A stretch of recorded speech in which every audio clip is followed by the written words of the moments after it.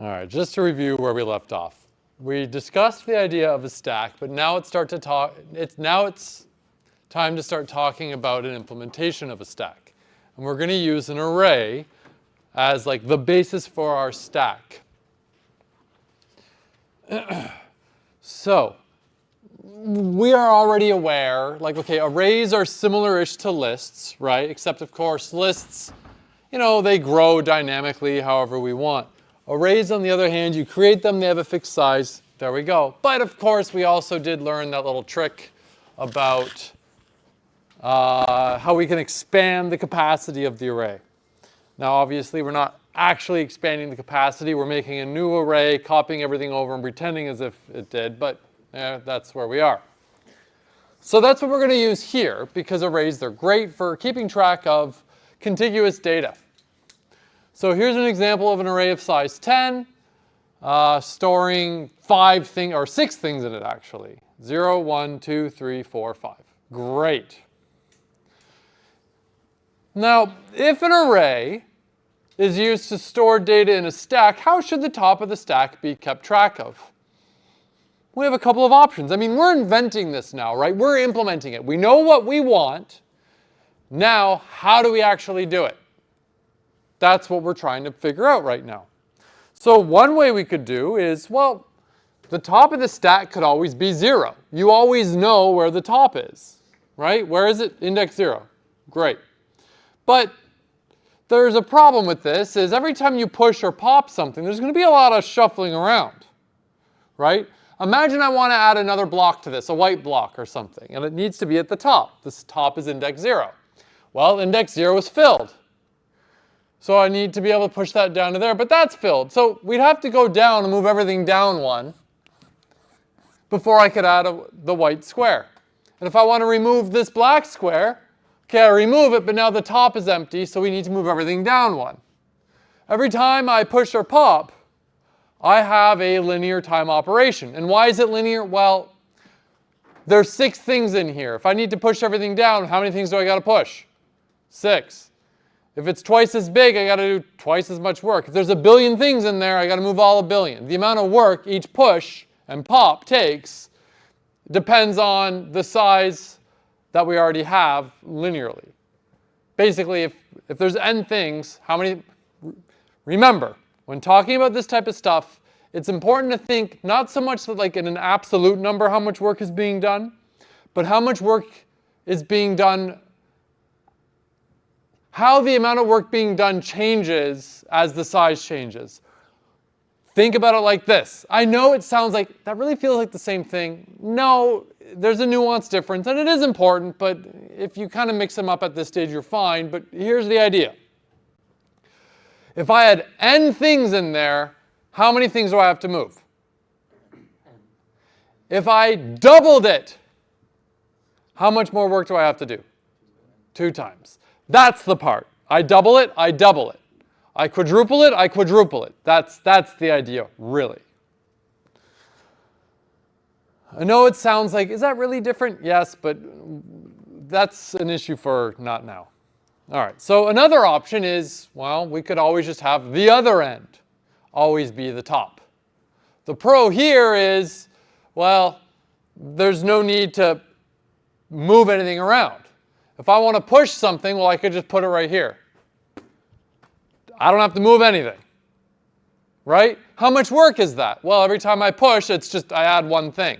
There could be a billion things in here. If I push it, it just goes right there. The amount of work doesn't really change. Except, does anyone have any observation?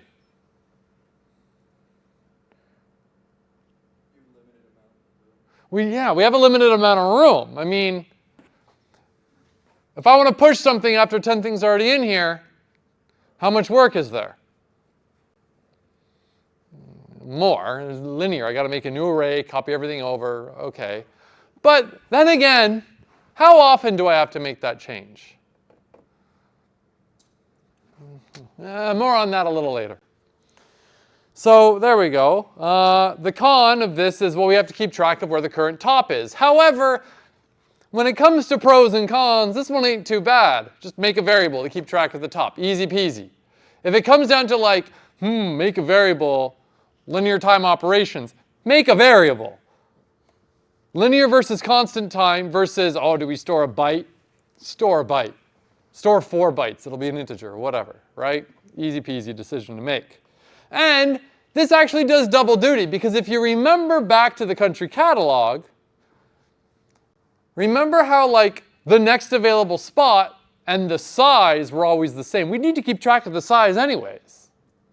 So really, it's not even costing us anything at all.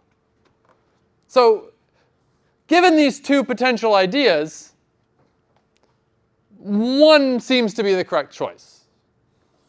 Well, sorry, one of the two, the second one, not the the second one. To be clear, both strategies will work, because to be correct, all we have to do is implement the what? The stack. The implementation, like how we do it, the stack doesn't say anything about how, right? And just because your how might be a load of garbage doesn't mean it's not a stack. So both would work, just one of the two would be better. So what implementation issues arise? Well, we're going to need the array to actually store the data. That's going to be our container, for lack of a better term. The top will always refer to the next available spot. Now, why are we going to do that? Well, to get that double duty of size and top the size and next available spot that we saw with the country catalog and the contact list, right? Remember, like due to the zero-based indexing, the value of top will correspond to the number of elements in the stack, right? So if top is currently like 4, how many things are on the list? 4. 1, 2, 3, 4. And the next available spot is 4. If I want to push something, where does it go? Right there. You might say, yeah, but if you have to pop, you have to do some math. Yeah, -1. If this is the top and you want to pop, where's the thing that I want to pop? Top -1. Easy peasy. Push operations always happen at the top, and we have to update top. And pop operations always happen at top -1, and we also have to update top to be top equals top -1. Clear? If this isn't clear, ask now. Otherwise, we're in trouble. Yes? So, for example, in contact list, the way to do that is with size? About where the next available spot was? Yeah. Yes. Okay. Yeah. Because size and the next available spot just conveniently corresponded to always the same thing. Yeah. You could have had two different variables, but you would have quickly noticed they're the same, right? Pretend this is not a stack on a contact list and you want to add something. You always just add to the end. How many things are in here? 4. And where's the next available spot? 5. Nope. 4. Index 4. Imagine there were 0 things in here. Ignore these. There was nothing in here. Size is 0. Where's the next available spot? 0. So it very conveniently is the same thing. Now this is the nature of the zero-based indexing. I mean, we could just do some basic arithmetic either way, but anyways. You had a question? Never mind. Okay, was there another question I saw? All right. All right. So if I wanted to push something like this, I don't know, greenish blue box, where does it go? Well, remember, if this is its state, top is 4, well, we put it into top and increment top. We want to pop, well, you go to top -1, 5 -1, and then you decrease the top. Or you decrease the top in whatever order. Yeah. Pop again, 4 -1, that's 3. You remove that thing, make sure top is set to 3. There we go. That's the idea. Any other questions about this general idea? Well, now it's time to actually start implementing it. So we're going to make a new class called ArrayStack. This is the class. Remember, we defined a stack interface before. It looked kind of like a class, but it wasn't. First of all, it wasn't called a class. It was called stack interface. And within that interface, we didn't like write any methods, but we just listed off the method like definitions that we would want if you implemented a stack, but there was no actual implementation here. I see some faces in here that weren't here last time. That sucks, because this is assuming you know what we're talking about. Okay, so this ensures that the ArrayStack implementation actually implements the required. Okay, so we're going to make an ArrayStack class that specifically, we will tell Java, we're going to make an ArrayStack that's going to implement the interface stack. And if I do that, that means I'm guaranteeing that I'm going to write all of the methods that the stack must have, as defined in the interface. If I don't, Java won't work. Like, it won't run. It'll be like, you didn't implement the stack. It'll be very mad at you. And the reason it likes this is, if Java knows what a stack is, because you defined it, and you say you implement it, then I know you can do anything a stack can do. In fact, all of you can invent your own implementation of a stack and confirm that it is in fact a stack because you implement the interface. Then I can use any one of your implementations as a stack, and I'm good to go. I don't have to worry, did you implement push or not? Because if you didn't, I won't even be able to run the program. This will get clearer as we go with the example. All right. Yeah, this ensures that the ArrayStack implementation actually implements the operations required to make a stack. The ArrayStack is a stack. Anything expecting a stack will be happy getting an ArrayStack, as it is a stack. Note in the below example where it specifies ArrayStack implements stack. Yes. The fields are an integer top to keep track of the top of the stack and size conveniently, and an array called stack that holds the elements in the stack. Since the ArrayStack is generic, it's type T. So let's start looking here. What do we see? Public class ArrayStack, it's generic because as we're defining this, what's the type of the objects that we're going to put onto our stack? I don't know yet. Exactly. I don't know. We'll call it T. And when you make this, you will be like, I want an ArrayStack of integers. Now, T is integers. Remember, generic is just like a variable for a type. And then you'll notice implements stack. That's also generic, so we say the generic stack. We're implementing stack. And then this line here creates like a contract that says, I'm writing this class, and I'm going to implement everything in the stack interface. If I don't, it won't work. So here are the fields. Well, you'll notice we got that constant. Private static final default capacity. That's just some arbitrary value. If I make a stack and I don't specify a size, a capacity of the stack, well, we'll make an array of size, whatever that is. If you're wondering, why 100? I don't know, I just picked 100. Could it have been 1,000? Sure. Could it have been 2? Sure, but that was probably not a great idea. Yeah? Why wouldn't you just make it as big as you can? Because why waste space if we don't need to?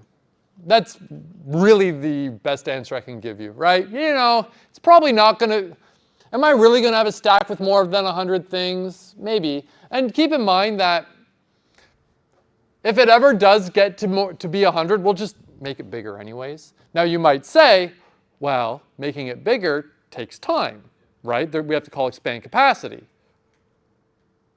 So if we make it big enough, we don't have to call it very often. But once we start to dig our teeth, like sink our teeth a little bit more into like analyzing computational complexity, we'll quickly see how that like the amount of time to expand capacity is effectively inconsequential. But more on that a little later. But very good question nevertheless.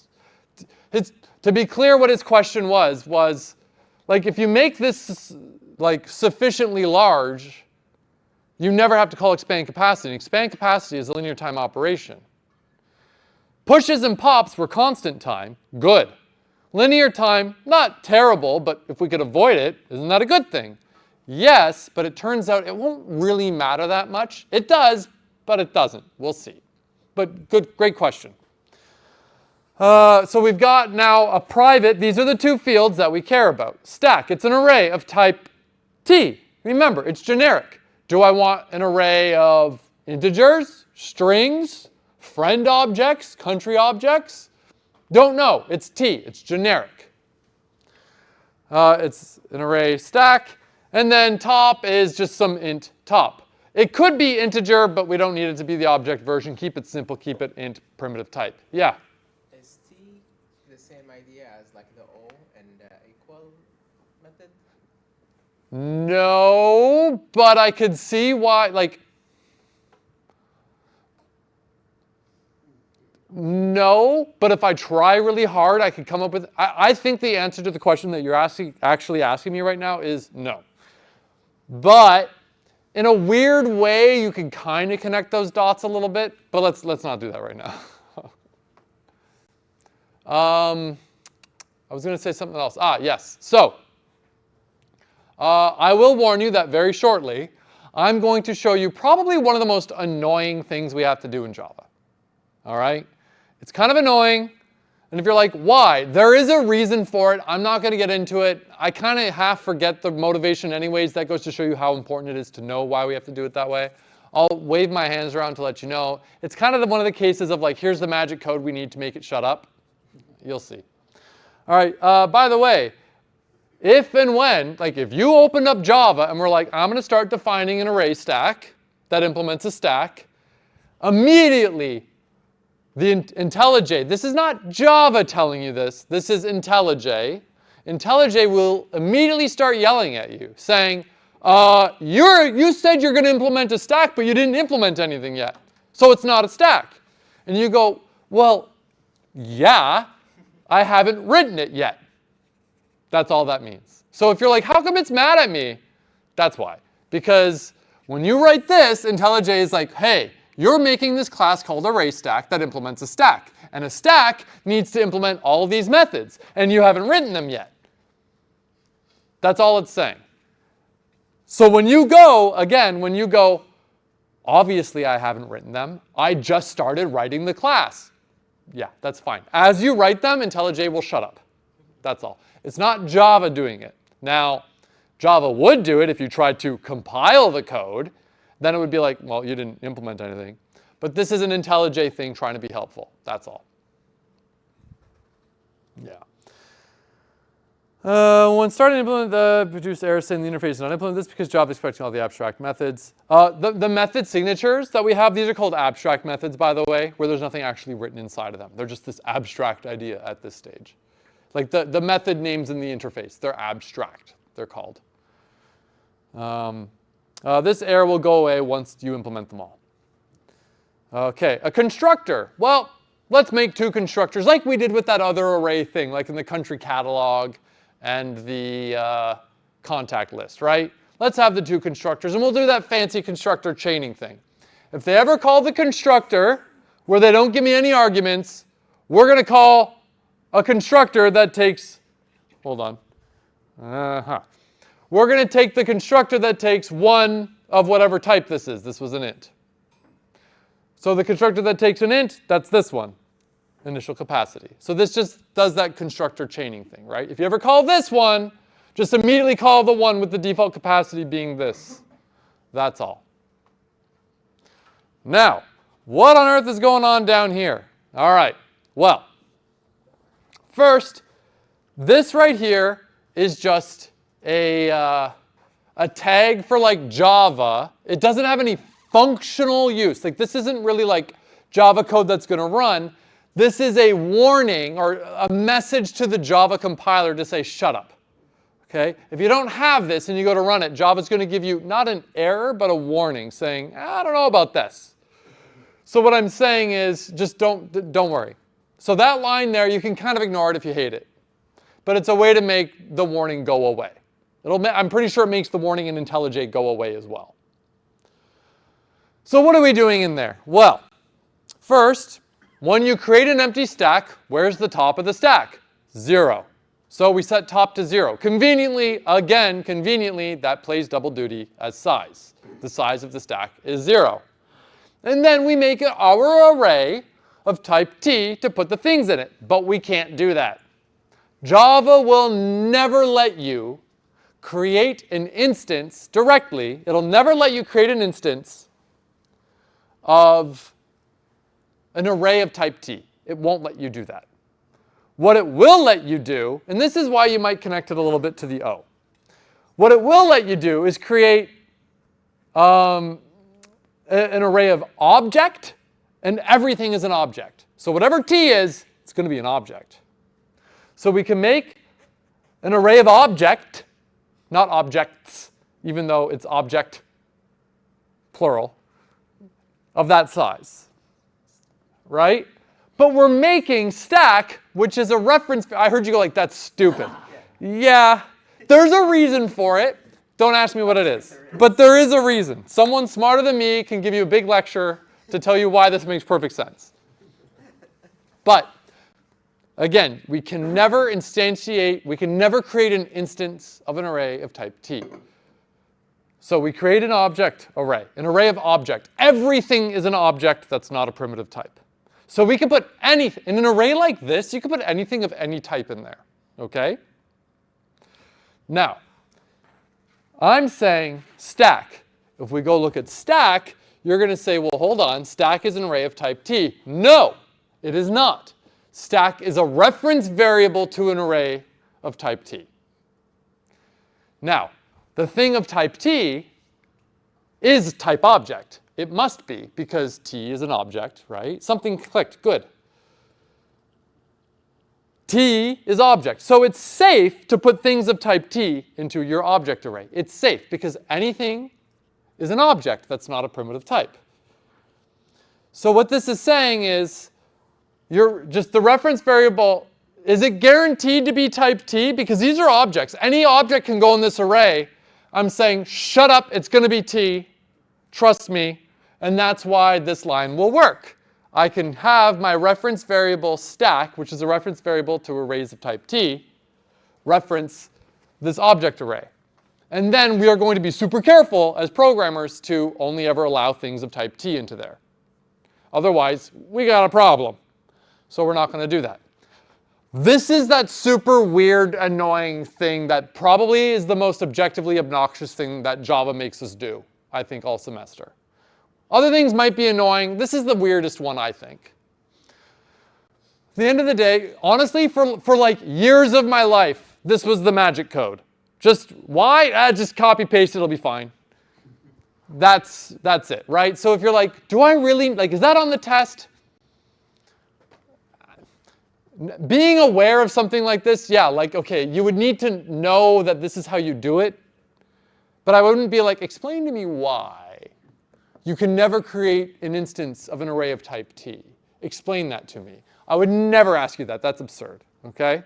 So again, maybe let's draw it. Here's the hierarchy, object. And below that, every object exists. Any type, any class that's not a primitive type, but remember we have object versions of primitive types, so we've got to work around. Anything that we make is an object. It's a subclass of object. Remember that. We talked about that for a couple classes.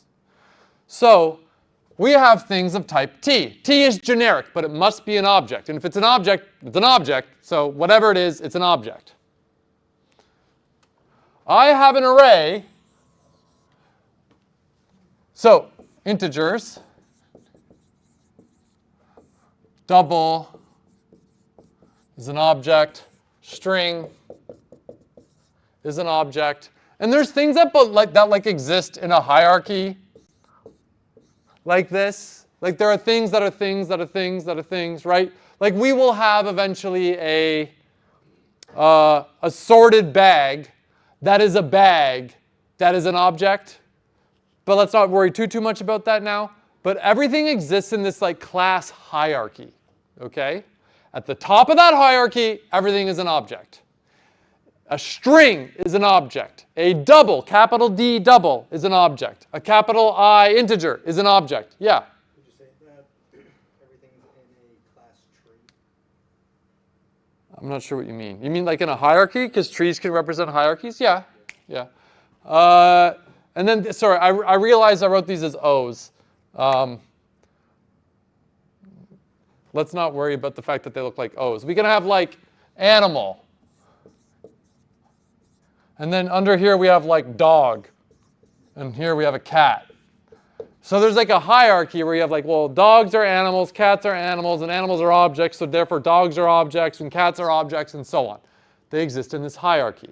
Anything, all of these things are an object. Give me 1 second here. If this is an array of objects, I can put any of these things in here. I can mix and match. Now, we don't want to mix and match for our needs here. We want to have only things of type T, whatever that is, in here. T is an object, so we can shove T's into here. It's fine. All this is saying is, hey, my reference variable to an array of type T, you're allowed to reference this array of type object. Trust me, I'm only going to put T's in there. That's what that's saying. You could come along, we could write code such that you try to add a string to here, and that's going to make Java mad with how we're going to implement things. So we got to make sure we're not doing it. You could, but don't. This is our way of saying, shut up, trust me. Don't break Java's trust. You had a question. Two questions now. But is object a class? Yes. It's at the very top. Do not get it confused with the objects class. Because the objects class, here. Okay. Here's the object class. It exists. If you ever wonder how I do that, if you go like here and you like control click something, it'll take you there if it exists. If I were to say object dot to, well, that won't work. I need to make an object O equals a new object. Can I even do this? O dot to string. So here, if I do it on here, it's going to take me to the object class's toString, which again, you will see is just the name of the class at the hex code of wherever it is, but don't worry too much about that. If I click on the class, it takes me to the top of the object class. It exists. And in here exists a bunch of methods. Everything we create, now we talked about this before. Everything we create will inherit from this. This is where our default toString exists. When you make an object, when you define a class, and you don't implement a toString, you get the one we just saw. You get this one, right? But we overwrite it. And then with something that's usually a little bit more helpful for our needs. But because this method exists in the object class, I guarantee every object of any type, because everything is an object, has the toString, whether you implement it or not. If you implement it, great. If you don't, you get this one. Yay. You had a second question? Yes. So, like for the example you showed us. Wait, pause. And then again, do not confuse it with objects, which is a class full of static methods for object. Anything that's an object. It's like a contact list for the No. It's just full of a bunch of static methods. I don't know if it's why, but I always see the S here and be like, oh, the static methods are there. Same with like array. Maybe. All right, well, I'm not going to worry too much about that right now. But then like arrays has a bunch of static methods in here and for like arrays, but they're not array. You don't make arrays objects. You have array. uses the objects in this class. Well, any array is an object, so you could, but it's just like kind of like for bookkeeping purposes, everything goes where they go. I think you're thinking too hard about it. All right, but you had an additional question. So, And I saw your hand too. We'll just give him a go chance. to the lecture notes. Yeah. The example, yeah. So like, is it the same thing as like when you initialize the contact list thing? When we initialize it with friends, new friend. Yes. The friend is T. Well, to be clear, because you weren't at the class when we talked about generics, were you? So, if we know the type of the array we want to make, in the contact list, it was a friends array. In the country catalog, it was an array of country objects. But here, I want to have a stack of what objects? Don't know right now. We'll specify that later. I want to define the class once for every possible type T. That's the idea. But the crux of this all is you can't make an array of type T. You can't. You can have an array of objects, but you can't have an array of type T. That's a placeholder? You could think of it like that. The answer is no, but let's think of it like that. I think that'll help. Yeah. Or the doc strings written in the class. Like, why do they look so fancy? Because they have like the rich text style. If you were to hit edit, they're not really like that. There's like a setting in here for, like even if we go to, like you can make these look like that in yours as well. It just depends on, there's like a setting to make it look nice. This just adds some nice like check this out. See how these have like, oh, they look, okay, neat. They look like that. What's up with that? There's like some special tags you can do that'll make it do that, which is nice. And then you can like hyperlink to them. It's really nice. There's actually a lot of cool features built into it. But let's not worry too much about it. Cool observation though, eh? I think it is, but anyways, yeah. You can make yours look just as cool, but let's not worry about that right now. These are great questions. Good questions, good questions. All right, so notice that the array being created is of type object, then is cast to the generic type T. Java forbids creating a generic array. Details are outside the scope of this course. If you really want it, I got a link here. Here's somebody is explaining the full details. Have at it. When doing this, Java will warn you that there's now an unchecked type conversion. Java can't guarantee that the cast will work or that you might mess something up in the future. We can ignore it, but we can make it shut up by saying @suppressor warning. This is or @suppress warning checked, unchecked. It's just a way to say like, just I know. All right, so if I were to come along and say, so by the way, for those of you that was still like, wait, generics? Here is how I would go and create an array stack. I could go, so I'm making an array stack with a starting capacity of 5. Why 5? Because I picked it. Why did I pick it? Because the image came with 5 things in it. So I said, okay, it's 5. 5. The instance S would have been created with something like this. The reference, this would be like the most best way to do it. I could do it slightly differently. I'm making a reference variable, but what's the type of the reference variable? No. It's just this right here. Don't, it's just a stack. Not an array stack? No. The reference variable needs to reference a stack. But what is the type of the stack? Integer. This is where we specify the generic. If I've got an array of type T, I put that in there, it's an integer array. If it's a string, it's a string array. If it's a friend, it's a friend array. Now I don't need to go define an array stack for a billion different types. I could just use generics. So a stack integer S equals new array stack. This is what I'm actually creating. Array stack is a stack. If we implement the stack interface, it'll be a stack. Therefore, the stack reference variable is happy to reference an array stack because it's a stack. Cool?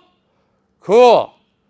You'll notice I could have said integer in here, but with this type of syntax, this is called the diamond operator, which I always found amusing because it's like, it's just you left it blank. That's all it is. This just says, yeah, it'll be of integers. It's fine. And I specified the size 5. There we go. There we go. And this will be its state upon creation. The type of the reference variable is stack.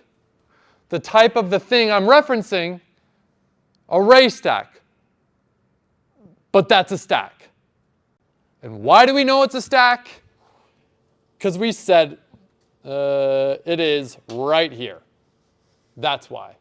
If I didn't have this line, and if I implemented everything a stack is supposed to have, but I didn't have that line, Java would not let me do that, because otherwise it's not going to verify its correctness.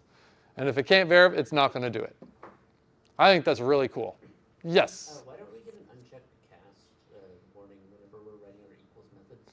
Why don't you? Yeah. I think you do. Okay. I think it's there, you just don't care. Either that, or maybe the IntelliJ is smart enough to be like, well, you checked right before that it must be. I don't know. Have a look. Have a look. Usually, when you compile it, you don't look at the compiled output if it ran, right? Because in IntelliJ, I'm pretty sure what happens is it compiles and it generates a lot of messages, and then immediately switches to like the output, but you don't see the compile messages. So have a look. See if it does or not.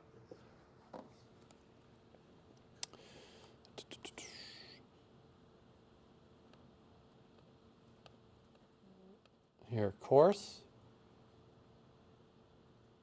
Yeah, I wonder if it override.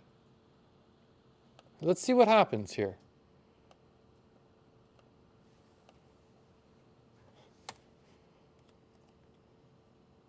Run. It's going to do nothing, but that exists, so it's taking a long time to do nothing. Build. Oh my goodness.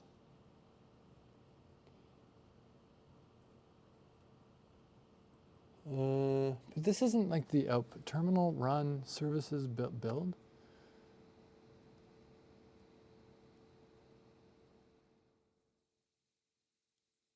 I'm not sure even where the error would be shown, or maybe it's not showing it because it's smart enough to know, like, well, you just can, like, this logic confirms. I'm not 100% sure why, but interesting question nevertheless. All right, okay, cool. All right, so what do we need to implement? Well, we could go back to our stack interface and look. We need push, pop, peak, is empty, size, and we're going to want a toString and equals and hash code. So that's what we got to implement. So let's start with push. You'll see this at override tag. You don't need it, but you're being nice to Java when you include it. This is saying, yeah, we're implementing the method push from the interface. It must match exactly. Its name must match, its argument type must match, and its return type must match. If they don't, you're not overriding it. And what does this one do? Well, if size is equal to the length of the array, we call the magic expand capacity. Otherwise, stack at top equals element, top plus plus, return true. It's not possible to have our push fail. We could, if we wanted, we could say, well, if we're ever at capacity, don't push, return false. We could do that, but come on, let's be better, right? It'll grow however big we need it to grow. So there we go. Remember, though, some of you might be remembering what I said about plus plus. I could write the line. I could simplify this code, and I'm doing like air quotes or hand wave with simplify because I do not believe this actually simplifies the code. I think it makes it worse. But as the sake of discussion, I could say stack at top plus plus equals element. I could have that followed by return true. I could do that. There's nothing wrong with this code. I'm sure there are people out there that would say this is better. I think they're wrong. But what this code means is when the plus plus is here, what this code means is when the plus plus is at the end, the last thing you do is increment top. This line is doing double duty. There's two instructions on this line. That's why I say don't do this. Why would you make your code as simple as possible? You are not helping the computer. The Java compiler, I mean this in the nicest way possible.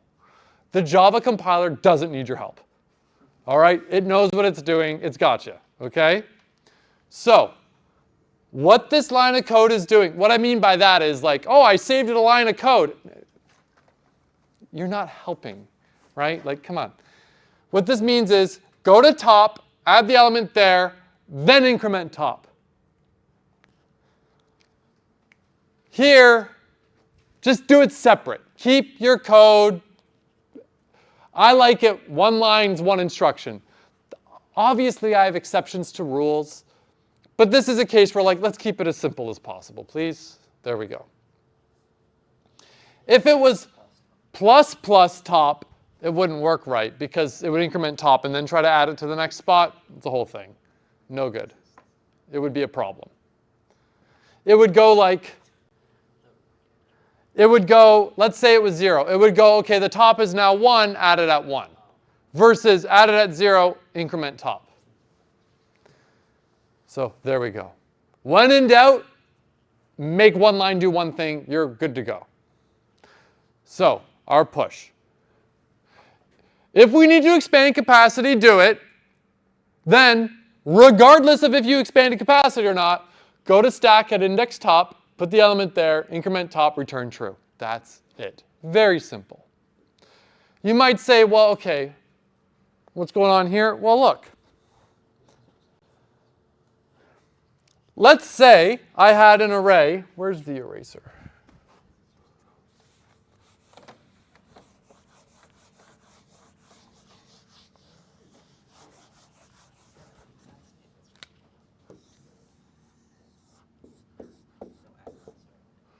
We've got like A, B, C, D, E, right? If this was the state and this was the capacity of the array, the capacity was 5. Top at this stage, like, okay, wait. Let's say we're here. Top is 4, right? We push something. Great. Do we need to expand capacity? No, because top is 4. According to the code, top is 4, but the length is 5. Okay. So we add E. Increment top. Top is now 5. Okay, whatever. Now we go to push again. Uh-oh. Now I don't have room. I go and I do the magic expand capacity such that I get an array that's bigger. Top is still 5. So I just carry on as if everything's normal. That's it. That's all. So, yeah?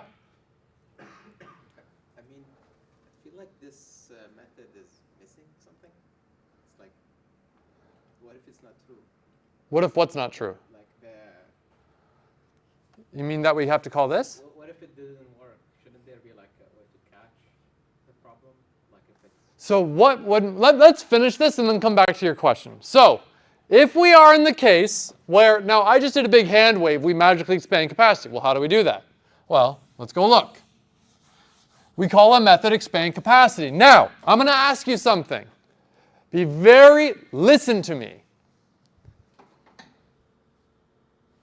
Does a stack give a shit about the implementation being an array? No, it does not. Then you say, well, yeah, but my array, the stack doesn't give a shit. Anyone using your stack does not need to care at all about the fact that you're using an array. Okay? The stack interface says a stack does push, pop, peek, is empty, size, toString, equals, although we don't even include those in the interface. That's what's supposed to be there. And then you go, but I need this expand capacity. That's entirely fine. You can have it. Make it private.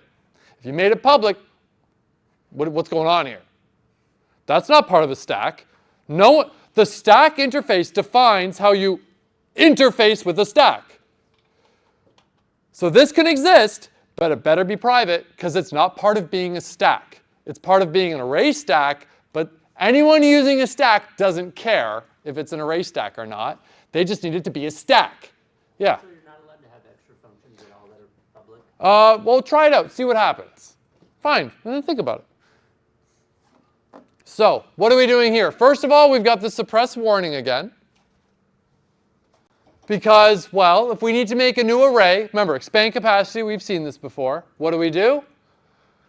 Well, this is one that takes an old stack. By the way, for those of you, I'm about to say something. If you're left going like, wait, what? Don't worry. If you're left going like, okay, cool, great. I made this take the old array, right? And I make it return the new array. This is an internal function, it's already a very stateful system, right? We could have this function be very side effecty. This function knows that new stack is the field stack. And so it could like manipulate it internally. That's entirely fine. We didn't need to give it an argument and a return. We could just have it like reference the stack. That's fine. But when you can make things stateless, like not have states, not have side effects, do it. So I made this not side effecty, not state-y, right? This function just takes an old array and returns a new array. That's it. It doesn't care about the state of itself as an object. That's all it wants to do. So what is this doing? Well, create a new object array of size twice as big as the old one. We got to make a new array that's bigger. Make it twice as big. There's a nice property that we get for making it twice as big that's connected to the computational complexity of having to expand capacity all the time. More on that a little later. But make a new array that's bigger of objects, and then yeah, it's type T, whatever. Same as the constructor. Then iterate over the old stack to length. I could have done size here. Maybe I should have, but size and length are going to be the same thing. Maybe that should be size because it's in the spirit of what it is, but whatever. From 0 to the length, from the old stack at index I, put it in the new stack at index I. Until we copy everything over, return the new stack. If you're unhappy,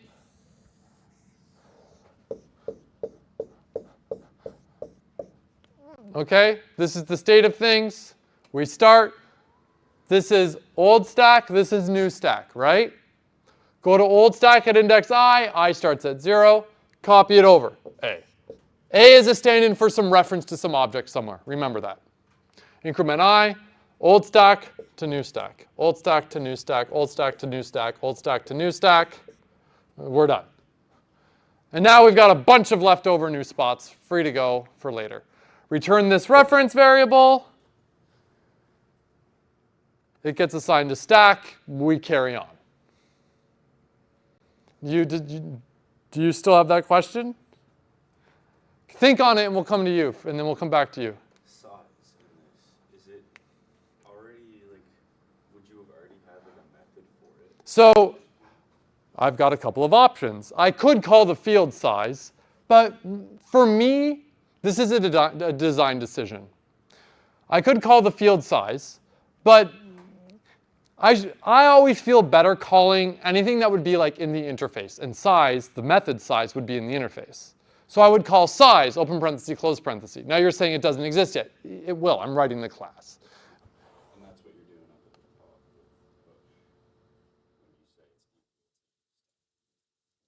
you say it's Well, here, size, yes, right here, that size.